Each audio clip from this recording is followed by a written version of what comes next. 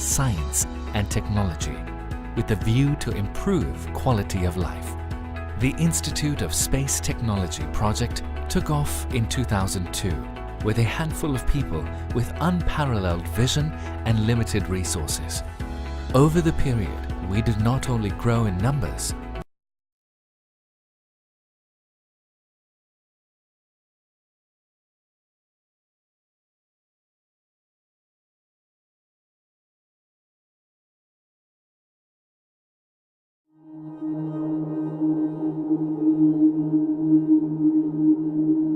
the quest of mankind to know its start, origin, and its positioning in the big universe is magnanimous.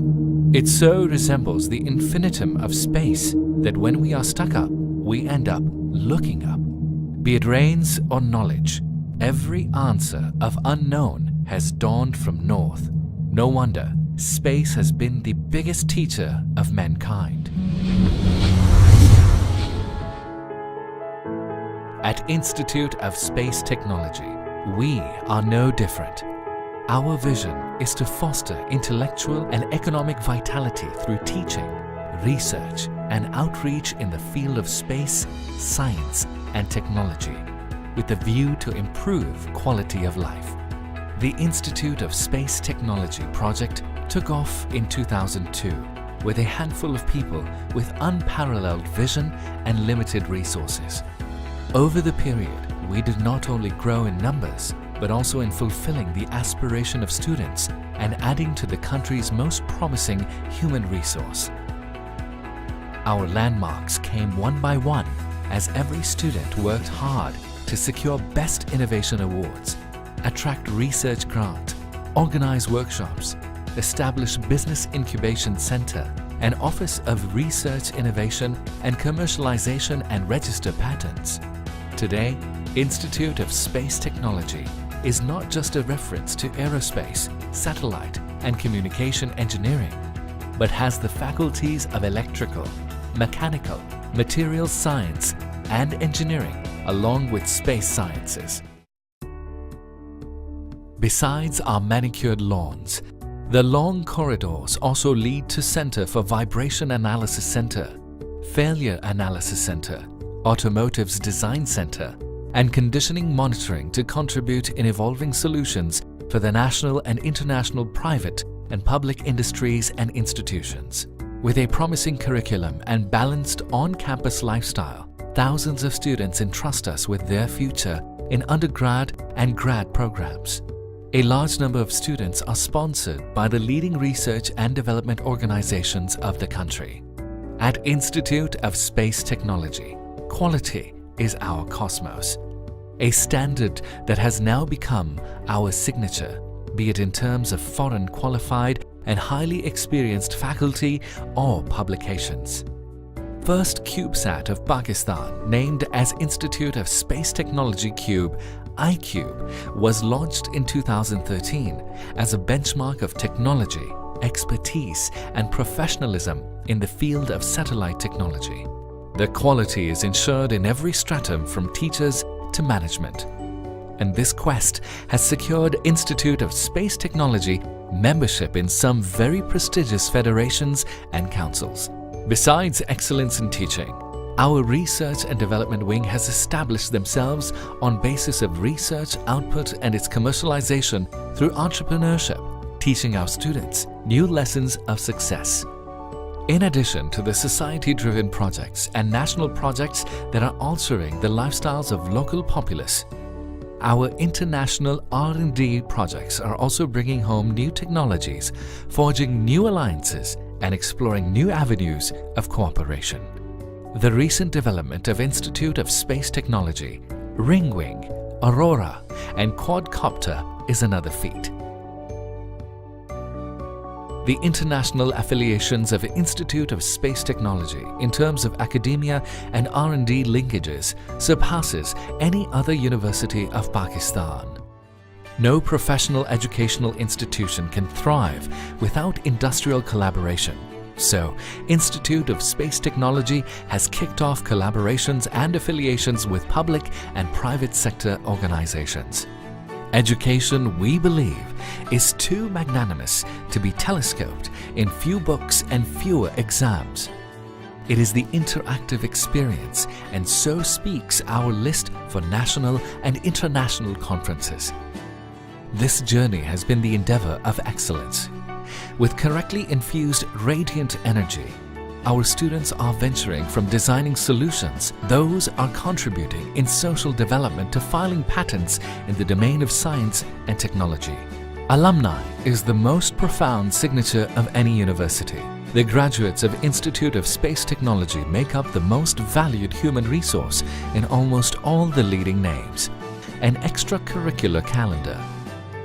We are contributing in creating awareness by disseminating space-related knowledge and organizing World Space Week each year. A community welfare society named Umeed brings another dimension of Institute of Space Technology to the fore. This society works in the field of education and health of the underprivileged class. The whole concept of outreach like internships, open house and career counseling connect the link between the life at university and that beyond gates. Graduation from Institute of Space Technology is not just receiving the degrees, but also launching of an inquisitive self into the vastness of real world with the vision to see it through. It's not just the stars and cluster of academic significance, but rather a galaxy of enthralling experiences that range from social welfare to economic development. We at Institute of Space Technology believe that our relative position in this grand universe can only be made worthwhile with the matching vastness of inquisition and knowledge. Despite landmark successes, our acknowledgement descends from the heavenly gratitude that meets the probing eyes. While in a stellar settings, the sun, the moon and the earth manage to keep pace with each other.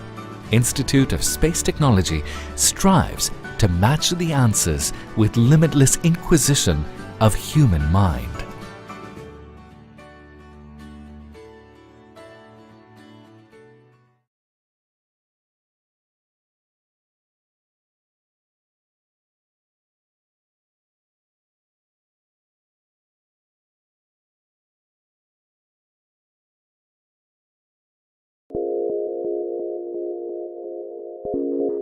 Aircraft Manufacturing Factory was established in 1975 to undertake manufacturing of a primary flying trainer aircraft, and that is why it is the frontline aviation product of Pakistan. An aviation industry is considered at its pinnacle when it has the capability of manufacturing a modern fighter aircraft. The aviation industry in Pakistan has experienced a tremendous growth in last 30 years. Over the years, AMF's stature as aircraft manufacturer grew manifold, with successive capability achievement to manufacture jet aircraft trainer K-8 in late 80s, unmanned aerial vehicle Falco in 2008, and the modern jet fighter aircraft named JF-17 Thunder. Today, Aircraft Manufacturing Factory has the capability of manufacturing infrastructure, core capabilities, and state-of-the-art technologies for manufacturing of JF-17 aircraft. The manufacturing of JF-17 Thunder fighter at Aircraft Manufacturing Factory has brought Pakistan amongst select group of countries of aviation world. Attainment of this capability in less than a quarter of a century itself speaks of the highest standards of dedication that AMF engineers and technicians showed since the word go. The aircraft was named Mashak, meaning proficient. After successfully producing 92 Mashak aircraft, AMF acquired the status of Original Equipment Manufacturer or OEM in 1981. Within a short span of just 30 years, AMF has produced more than 300 Mashak aircraft, which are successfully flying not only in Pakistan but also in foreign countries. Equipped with Lycoming 260 horsepower engine, advanced avionics package, Garmin and Dynon glass cockpit, and side-by-side seating for instructor and student pilot. During the course of manufacturing, AMF, in order to improve the design and performance, produced an upgraded version of aircraft in shape of Super Mashak. Super Mashak forms an ideal platform for a variety of roles. Short takeoff and landing distance, higher G-load bracket, excellent stall and spin recovery, and above all, excellent after-sales spare and structural spare support are some of the key features rendering Super Mashak aircraft to be far superior than its contemporary primary flying trainer aircraft of the same class. The first phase of aircraft assembling starts at aerostructural build-up facility. The aircraft starts to take shape at final assembly setup, where sub-assemblies, all system parts, engine, piping, cabling are installed and integrated before sending the assembled aircraft to flight test station for stringent power on and functional checks of each and every system of the aircraft. This is followed by a series of aircraft ground runs and quality shakedowns before finally handing over it to the test pilot for yet another series of functional check flights to ascertain the airworthiness. Keeping abreast the evolving trends in aviation, AMF decided to venture in manufacturing of unmanned aerial vehicles through the latest carbon composite material processes. Pakistan Air Force, after a comprehensive operational and technical evaluation process, decided for establishment of Falco UAV manufacturing facility at AMF. Machining Center for production of aircraft parts is equipped with state-of-the-art conventional and CNC machines. Parts with relatively lesser accuracies are manufactured on conventional machines, whereas complex parts involving higher accuracies and profiles described by higher order polynomials are manufactured utilizing the CNC machines, integrated with computer-aided design and computer-aided manufacturing systems.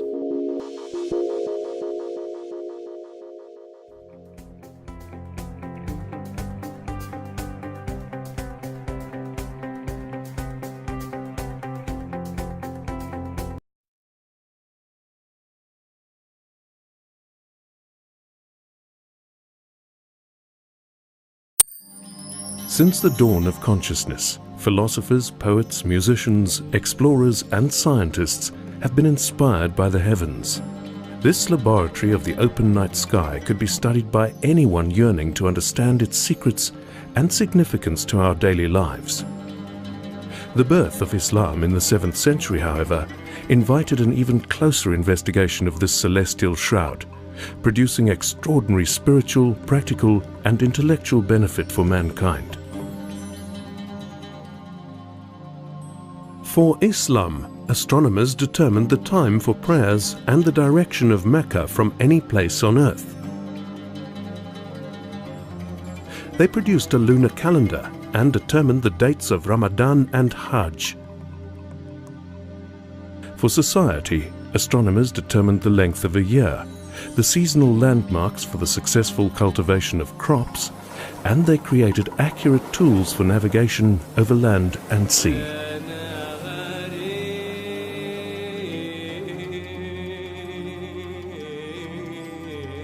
The progressive power released by astronomy meant that it enjoyed generous patronage and conferred status to anyone associated with it. With this support and breakthroughs in related sciences like trigonometry, astronomy blossomed into one of the most prestigious and practical sciences of this time.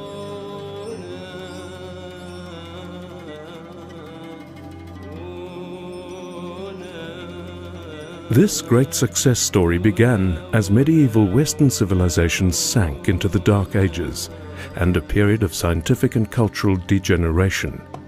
Valuable manuscripts and ancient wisdom were disappearing fast, neglected, destroyed, or simply forgotten. With the birth of Islam, the true value of this ancient knowledge was recognized.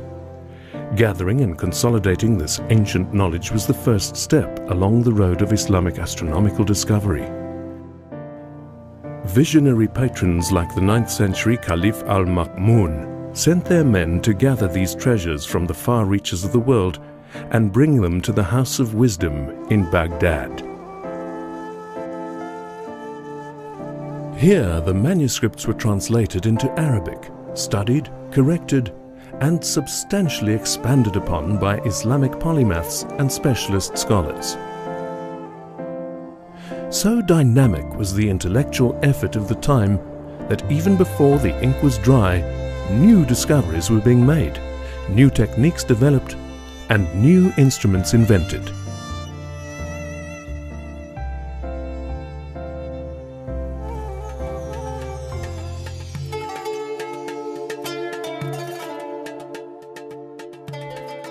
Among the first manuscripts to be translated were Eratosthenes' calculations of the circumference of the Earth, and Ptolemy's great work known as the Almagest to Arabic scholars. In this book, which formed the basis for cosmology for the next 500 years, Ptolemy described the movements and pathways of a geocentric universe.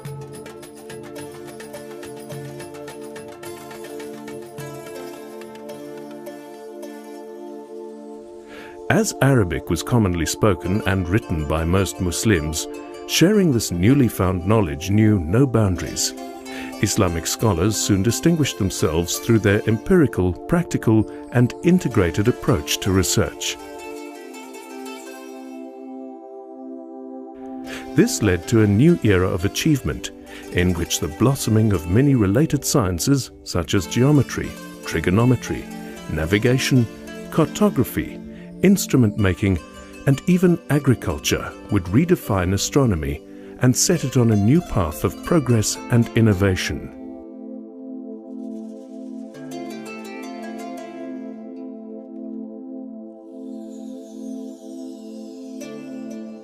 The Caliph al-Ma'mun was astronomy's first great patron and a key architect of this new era. He was the first person to create and build a formal observatory with a library, study, accommodation, and instrumentation workshop. His idea of a large fixed working observatory with dedicated scholars that worked with focus to produce detailed astronomical tables, accurate star charts, calculations of the position of the planets, lunar phases and eclipses, accurate estimates of the diameter, circumference, and inclination of the Earth, as well as information for calendars, was truly novel for the time.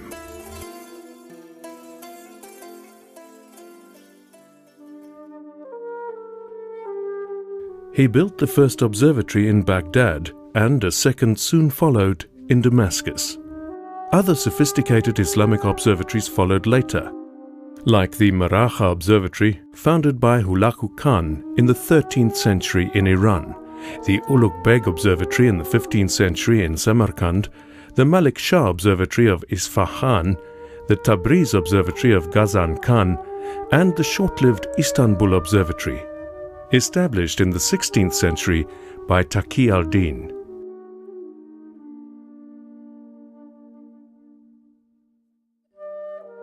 A strong focus at the observatories was the development of better and more accurate instruments for astronomy, geodesy, and navigation.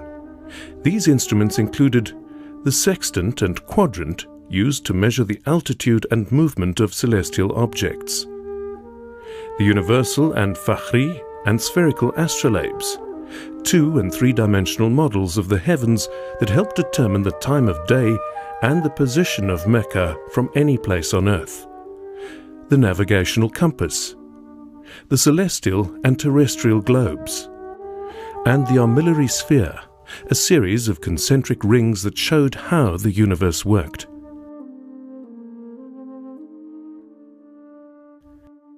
Islamic scholars were the real pioneers of huge observational instruments that dramatically reduced the margin for error.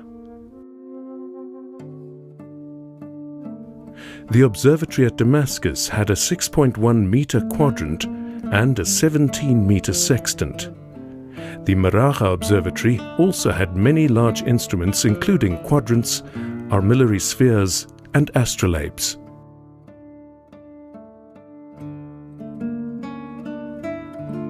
So who were some of the great Islamic minds of this golden age that unlocked heaven's secrets and plotted the celestial paths of moons, comets, planets, and stars?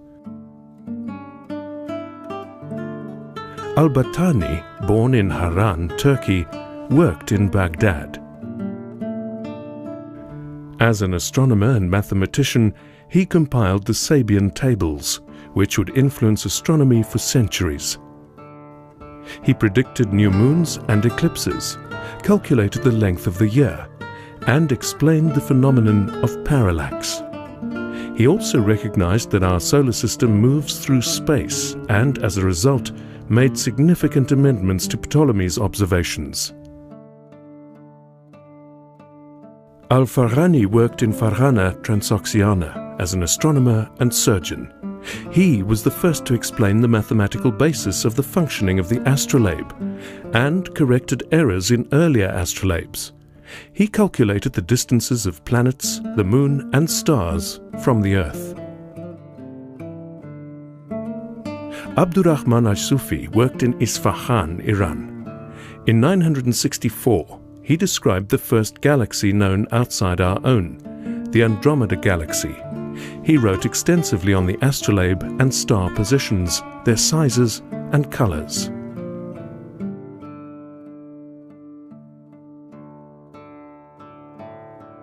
Ibn Yunus worked in Fustat, Cairo, Egypt, and compiled the Hikmat tablets. Using a large astrolabe nearly 1.4 meters in diameter, he recorded over 10,000 entries for the sun's position over a 30-year period.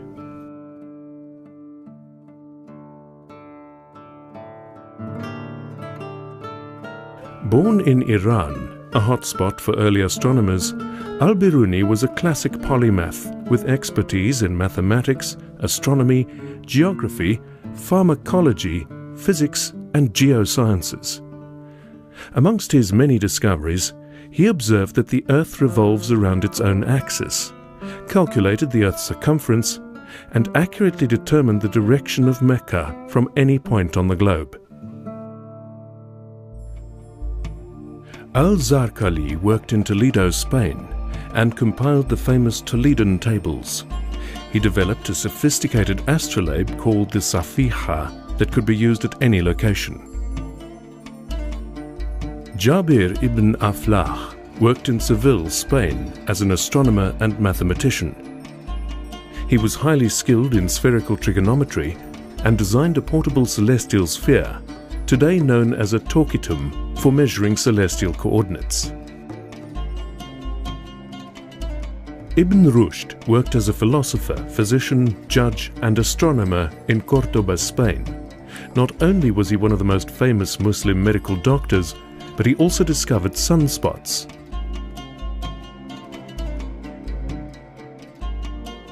Ibn al-Shatir al-Muwaqit worked in Damascus, Syria, as a timekeeper and astronomer at the Umayyad Mosque. He made many corrections to Ptolemy's calculations on the movement of the moon.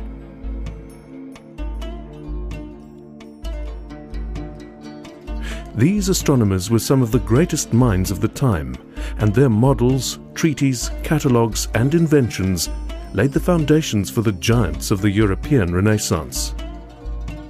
Nicholas Copernicus frequently referred to the works of Al-Battani and Al-Zarqali in his famous book De Revolutionibus.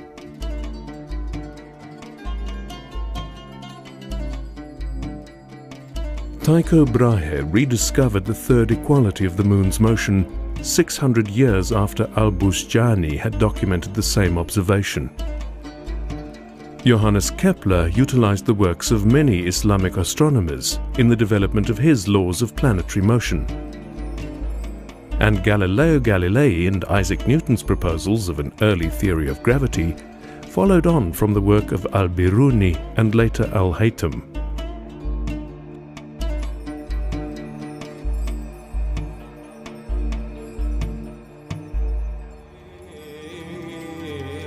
Today, the rich legacy of these Islamic greats lives on in the 13 features of the moon, named after Arabic astronomers, in the 165 stars with Arabic names, and in the many astronomical terms like zenith, azimuth, apogee and qibla, all derived from Arabic words.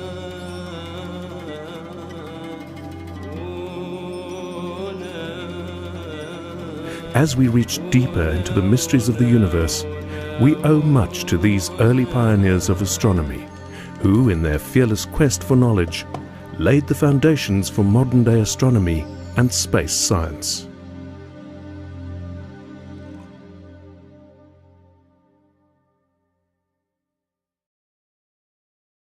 बिजली की बार बार तवील बंदिश के बाद UPS और generator ने भी आवाम का साथ देने से इनकार कर दिया,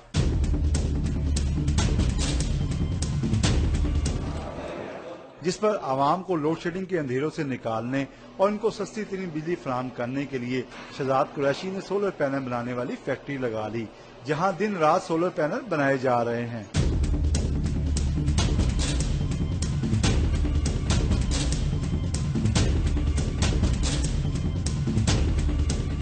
हमारा टारगेट है कि हम लोग 50 to 60,000 वॉट्स पर डे के ऊपर इस फैक्ट्री को स्टैंड करेंगे।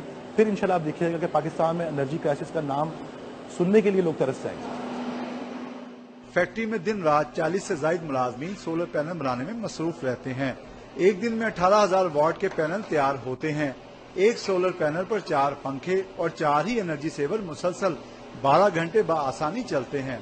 मुलाजमीन इस बात पर खुश हैं कि नौकरी के साथ साथ लोगों को लोड शेडिंग से निजात का जरिया भी बन रहे हैं। टैलेंट को जो है आगे नहीं लाया जा रहा, उसको लाया जाए इस तरफ, तो मैं कहता हूँ कि हम जो है लोड शेडिंग भी ख़त्म कर सकते हैं और भी इंशाल्लाह मुल्क को तरक्की की तरफ गामजन भी कर सकते हैं। ऐसा काम कर रहे हैं जिसपे लोगों को फ़ायदा हो रहा है। एक कौम एक आज़ाद में पड़ी हुई है, उस आज़ाद से निकल रही है, खुशी तो होती है हर बंदे को। सोलर पैनल बनाने वाली फैक्ट्री में जिस लगन और मेहनत से काम हो रहा है, अगर हुकूमत भी इसी लगन से बिजली पैदा करने के मंसूबों पर काम करे तो अवाम की जान लोड शेडिंग से जल्द छूट सकती है। हुकूमती वादों और इकदामात से तो लोड शेडिंग पर शायद काबू पाना मुमकिन ना हो, लेकिन सोलर पैनल बनाने वाली इस फैक्ट्री के लगने से लोगों ने अपनी मदद आप के तहत लोड शेडिंग से निजात का तरीका हासिल कर लिया है। Talib Faridi, Express News, Lahore.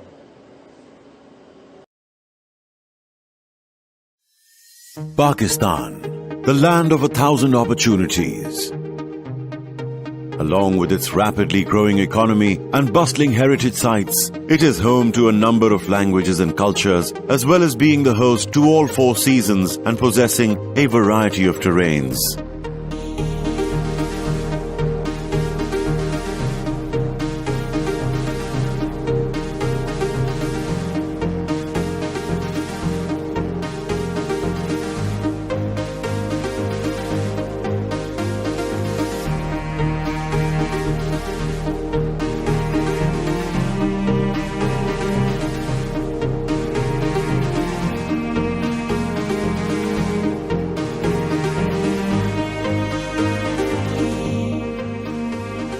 Blessed with natural and historical riches, Pakistan's breathtaking destinations include magnanimous mountain ranges, rolling lush plateaus, all dotted with an abundance of pine trees and crystal clear waters to the north.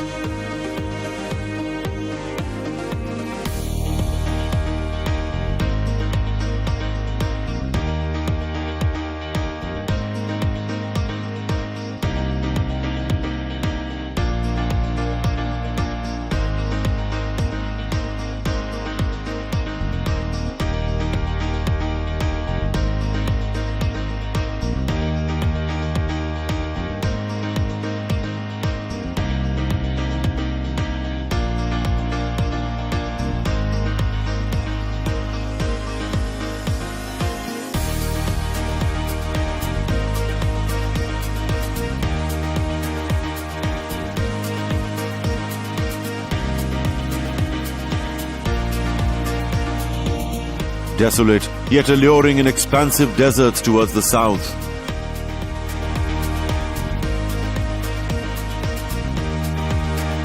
In between both extremes, it hosts countless mausoleums, mosques, gardens and lakes.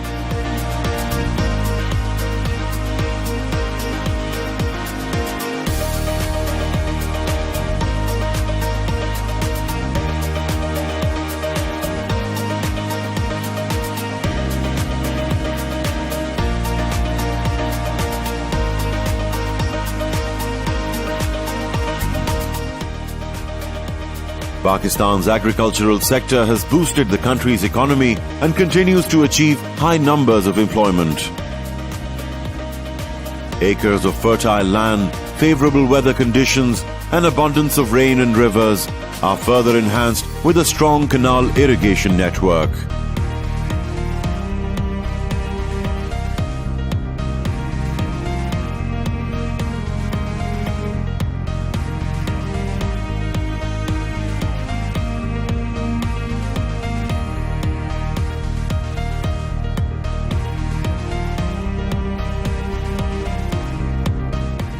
The country's manufacturing sector is thriving, with cotton, textile and apparels being the largest industries. Pakistan is predicted to be the world's fastest growing Muslim economy in 2017. Pakistan is also known for its manufacturing of sports goods, which are used by professional teams and tournaments in various countries, including the FIFA World Cup.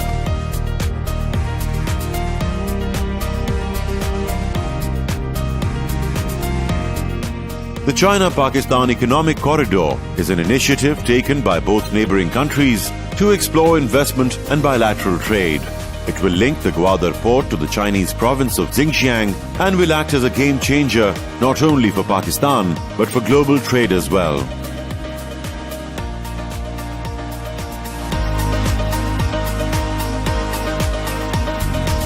There is constant development in the infrastructure across the country. There are 4 motorways connecting city to city, with 8 more under construction. The Lahore Transport Company, in collaboration with Turkey, also launched the metro bus service in 2013.